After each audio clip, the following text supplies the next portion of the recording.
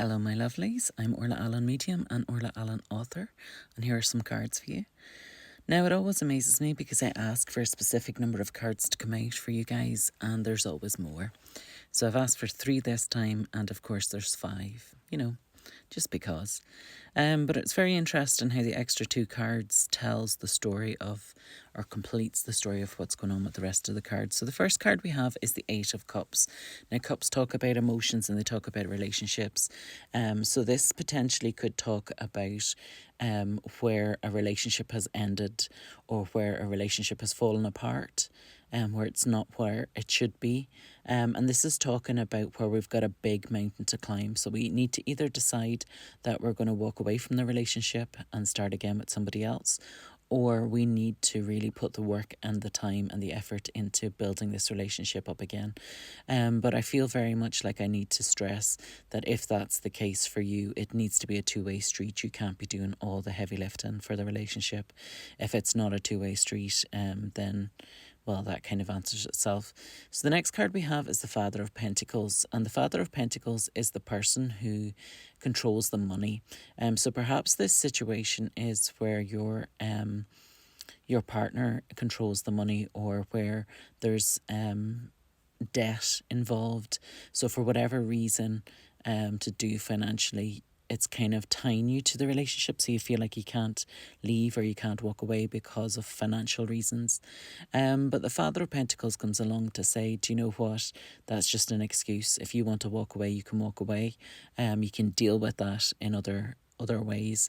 But he kind of comes forward to say that we've got the ability, we've got opportunities, I want to say, where we can deal with these finances. The High Priestess comes forward to say, do you know what? This might feel like you're in a bad position just now, or it might feel like you're in a negative position just now. But the High Priestess comes forward to say, the truth of the matter is, or the truth of the situation is, that you've got the world at your feet. You can have whatever it is that you want. But for whatever reason, you feel tied into this situation. But she's saying that's not true. That's not true at all. You're tying yourself into that situation. You're holding yourself there. Yeah, I'm not saying it's easy. I'm not saying to walk away would be easy. But I feel very much with this High Priestess card that she's coming forward to say, do you know what? You just need to be strong. You need to be courageous. You need to take the next step. Whether that next step is walking away from the relationship, or whether that next step is having a hard conversation with the person. Okay, this card's coming forward to say that you can do it. You've got what it takes. Next up, we have the 5 of Swords. Now, Swords talks about the problems and issues that you have going on in life. And the 5 talks about where you're at a crossroads and you need to make a decision. And that's kind of what the rest of the cards are talking about. You're at a point where something needs to give, something needs to change. And whether you decide to stay in this relationship, or whether you decide to maintain your ties with whatever the financial thing is, you have a decision that you need to make. Something definitely needs to change here. I do feel like with this card, we're cutting ties with somebody, whether this is the person you're in the relationship with, or whether this is somebody out with. So it could be a third wheel. It could be somebody who has maybe tickled your fancy, or somebody who has been trying to get your attention, or trying to get your partner's attention. But I very much feel like with this card, there's the finality with it. We need to decide which way we're going, and we need to draw a line in the sand, and nobody's allowed to cross that line. And if they cross that line, we need to walk away. Okay. And then finally we have the Hanged Man, which kind of goes back to what I've been saying with the rest of the cards. It talks about where we are up in our own head. We're making the situation more than it is. So whatever the tie is, whatever it is that's keeping us there, whatever it is that feels like almost a noose around our neck, which is making us feel like we're just one step away from the box being hit from under our feet, in the sense of being a hanged man, whatever that is, it's not real. Because in this card, although it's not a hanged man, it's a bat hanging upside down. In the original tarot card, the hanged man's been hung from his feet. And you're not going to die from being hung from your feet. You die from being hung from your throat, which talks about where you need to reevaluate your thinking, reassess your thinking, and see the situation for exactly what it is and not what you think it is. So it's very much about clearing your head, stop overthinking, stop stressing about it, find a new source of thought. Okay, and what I mean by that is Don't be worrying about the situation all the time.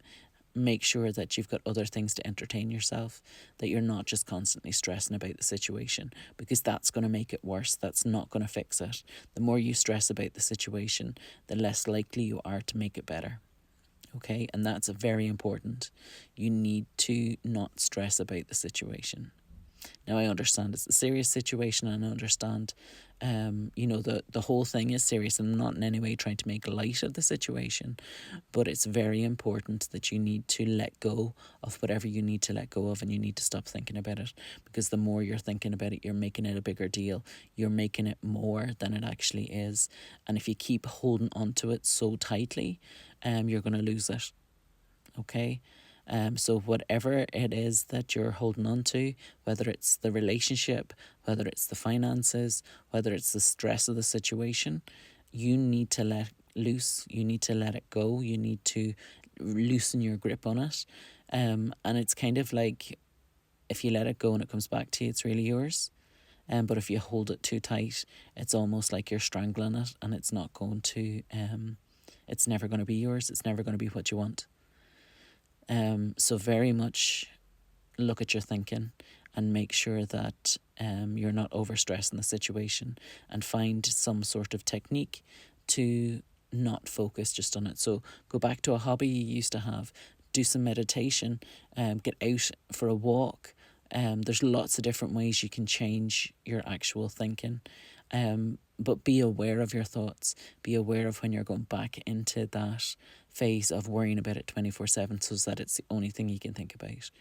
And make sure that at those times you focus on something else. You take a deep breath. You go, right, okay, not just now. I'm going to focus on something else for a while. And it might come back at you, and that's fine. Take your deep breath again and say, look, at me worrying about you isn't going to make it better. So I'm just going to park you for a minute. And basically work on your thoughts, because it very much feels like the thoughts you're using for the situation are actually harming you more than the situation itself. Okay? So I wish you all the blessings with this. I wish you all the very best of luck. It's not going to be easy. You do have a mountain to climb, but you also have the choice. You can walk away, you can stick with it. That is purely your choice. Have an absolutely wonderful day, and I will speak to you all again soon.